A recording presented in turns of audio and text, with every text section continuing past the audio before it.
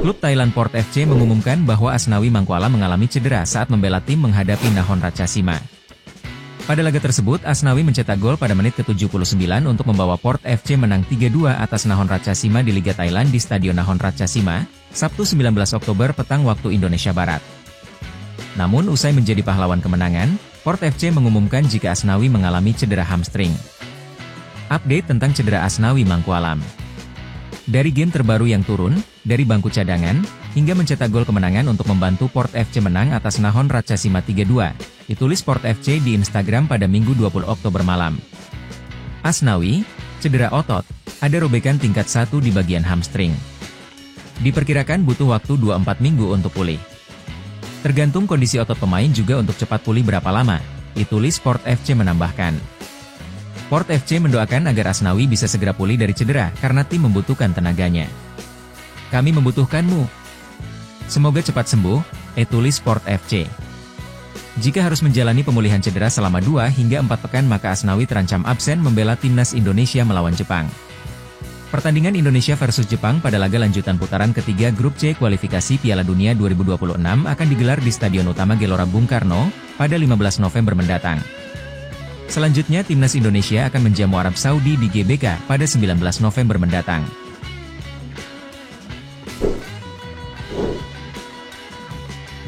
PC Zwolle menjamu NAC Breda di Stadion Makpar, Zwolle, pada Minggu 20 Oktober malam waktu Indonesia Barat. Dalam pertandingan ini pemain naturalisasi timnas Indonesia Eliano Reijnders tampil pada menit ke-79 menggantikan Cheryl Floranus.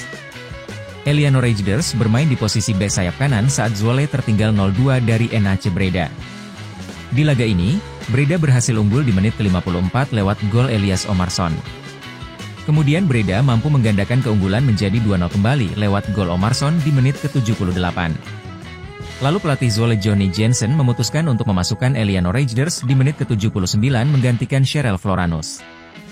Kehadiran Eliano Reijnders turun berkontribusi dalam terciptanya gol Zwolle di menit ke-81 yang dicetak Kaj de Roy. Sayangnya hingga pertandingan berakhir Zwolle gagal menambah gol hingga akhirnya kalah 1-2 dari NAC Breda.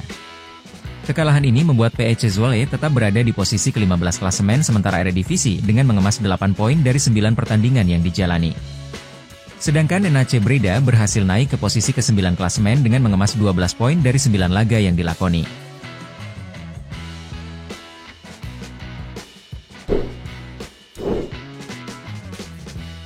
Striker timnas U20 Indonesia, Jens Raven, mengakui bahwa timnas Indonesia saat ini diisi banyak pemain berkualitas. Maes Hilgers dan Eliano Reijnders jadi 2 sosok terbaru yang bergabung dengan skuad Garuda.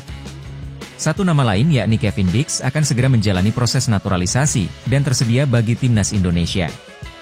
Tentunya, ini membuat Indonesia memiliki kedalaman skuad yang lebih solid dan siap bersaing di kancah internasional.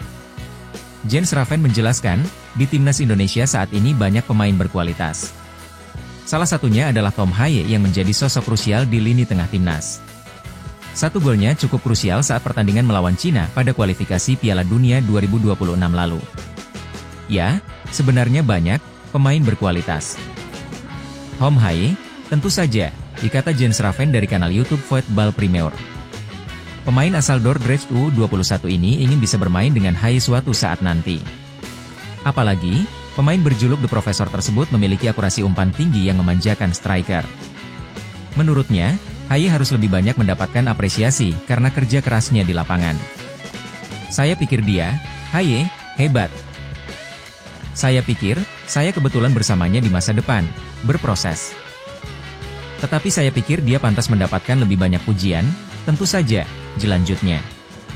Jens juga menyoroti satu nama lain yakni Kelvin Verdong. Bertugas sebagai bek, Verdong beberapa kali memberikan kontribusi gol untuk skuad Garuda. Menurutnya, pemain NEC Nijmegen tersebut selalu tampil solid di lapangan. Kelvin Verdong tetapi tentu saja itu adalah seorang bek. Jadi ya, itu berbeda daripada jika Anda seorang striker dan mencetak gol. Tetapi dia juga pemain yang sangat bagus, itu tutupnya.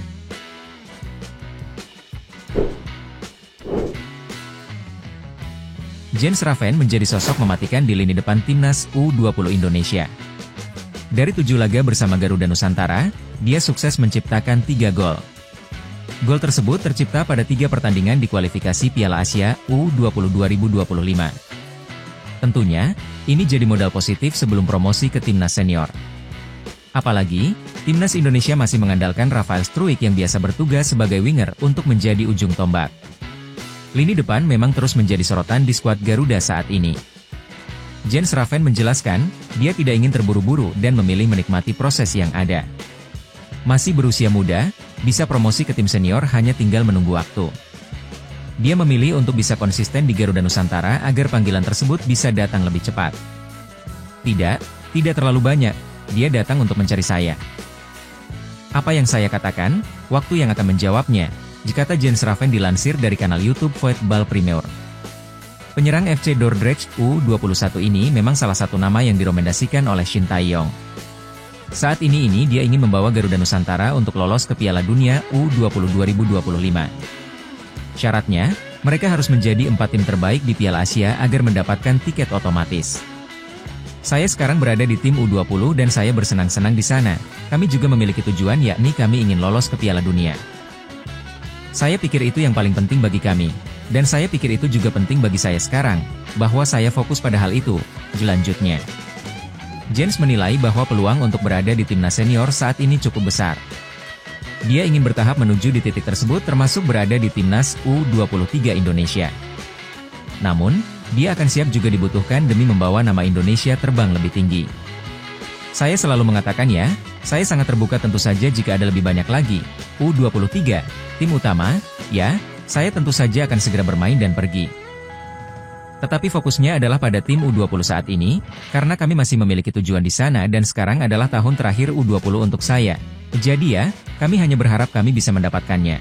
Ditutupnya.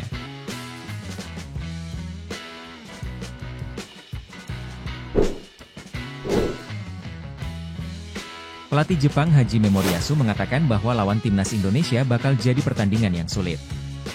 Apalagi supporter bakal memenuhi stadion utama Gelora Bung Karno, SUGBK, sehingga ini bisa jadi motivasi tersendiri buat timnas Indonesia. Hajime Moriyasu bersikap hati-hati untuk melawan tim asuhan Shin Tae-yong. Jepang memang jauh lebih diunggulkan dibandingkan timnas Indonesia dalam laga kelima grup C nantinya. Hal ini karena Wataru Endo dan kawan-kawan saat ini menempati ranking ke-16 dunia. Sementara itu, tim Merah Putih saat ini berada di posisi ke-129 dunia. Tentu saja dari ranking dunia ini, tim asuhan Shin Tae-yong berada jauh di bawah Jepang. Namun, Hajime Moriyasu sepertinya tak ingin menganggap remeh timnas Indonesia. Ia justru bersikap hati-hati jelang lawan skuad Garuda ini. Moriyasu mengaku sudah melihat pertandingan timnas Indonesia. Menurutnya, timnas Indonesia selalu mendapat dukungan dari supporter yang luar biasa. Bahkan ia menyinggung soal pertemuan timnas U19 Indonesia versus Jepang pada perempatan final Piala Asia U19 2018 lalu. Saat itu, tim asuhan Indra Syafri memang menelan kekalahan 0-2 dari Jepang. Namun, dalam laga tersebut Jepang U19 baru bisa membobol gawang timnas U19 Indonesia pada menit ke-40 dan 70. Membobol timnas U19 Indonesia tak mudah saat itu karena supporter yang hadir di Stadion GBK mencapai 60.154. Dukungan untuk timnas kelompok usia saja bisa mencapai 60.000, tentu situasi ini dinilai tak akan mudah buat Jepang. Hajime Moriyasu mengatakan bahwa laga melawan timnas Indonesia akan sulit di Stadion GBK. Hal ini karena dengan dukungan langsung dari puluhan ribu supporter yang hadir, tentu Jai Idzes dan kawan-kawan bakal berusaha keras memberikan penampilan terbaiknya.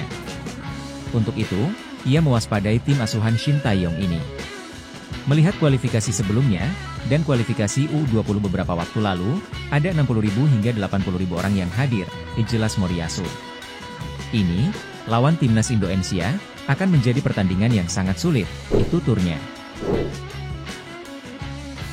Oke Timnas Lovers, siapa kita? Kita Indonesia. Ayo kita dukung terus sepak bola tanah air Indonesia. Jangan lupa dukung terus Garuda Raya Channel dengan subscribe, like, dan komen karena saran dan kritik kalian sangat bermanfaat untuk perkembangan channel ini. Tungguin video selanjutnya dari Garuda Raya Channel. Salam olahraga.